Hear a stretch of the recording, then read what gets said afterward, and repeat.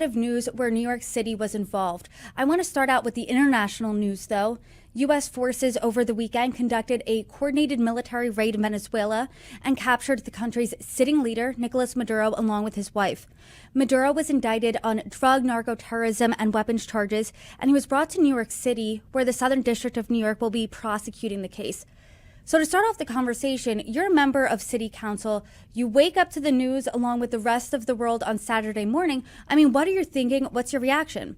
My reaction was one of excitement. I felt that this needed to be done. I know that a lot of Venezuelan Americans agree that this was a dictator that was terrorizing the Venezuelan people and also a major source for cartel fentanyl to come into our United States of America, killing our citizens. I know that Congress wasn't told about the operation before it happened, and that was a real point of contention. But I'm curious, as a member of City Council, what you were told beforehand or during, if you were briefed at all. Were you told that Maduro was coming to New York City? I mean, what do you think of the handling of this? Well, the city council nor the mayor would have the clearance, the security clearance for that type of information. And I believe that this was an operation that did not need a congressional okay. And I agree with the president wholeheartedly. It had to be done. He had to be taken into custody. Venezuelans had to be released from the terror that they've been living with since he's been in charge. And we needed to stop the flow of fentanyl into our country.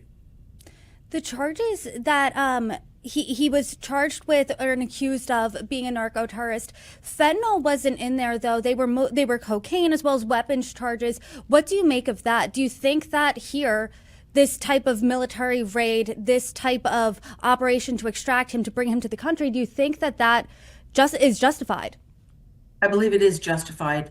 And I believe that as you go along, I believe other charges will be brought against this terrorist because that's exactly what he is, a terrorist. And it may not say fentanyl now, but it is well known the fentanyl, it comes from the cartels in Venezuela. And I know that some of your colleagues, as well as the new mayor, they've criticized President Trump over this. New York City Councilmember Tiffany Caban, she said that this was illegal, it was unconstitutional, and this attack wasn't for drugs, it was for oil and power and to distract from the Epstein files. What do you make of that characterization? Think that's just simply her opinion. And so I you don't find any obviously, truth in from that. this conversation, I'm gathering that you don't agree with that. I don't agree with it, but it's her opinion and she's entitled to it.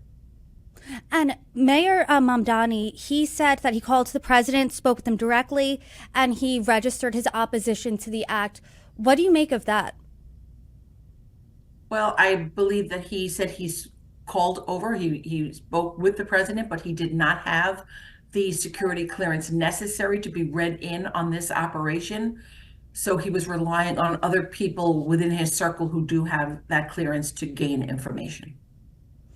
And there are tens of thousands of Venezuelans in New York City right now. More came during the migrant crisis a few years back. As a member of City Council, what's your message to them? I think that my message to them is that I am very happy for them. And I saw them outside of the detention center on television. I watched them in the thousands, just thanking the president, thanking the United States for getting involved, thanking them for freeing a country that was under siege by a terrorist. And they're very relieved now for their friends and family who still remain in Venezuela.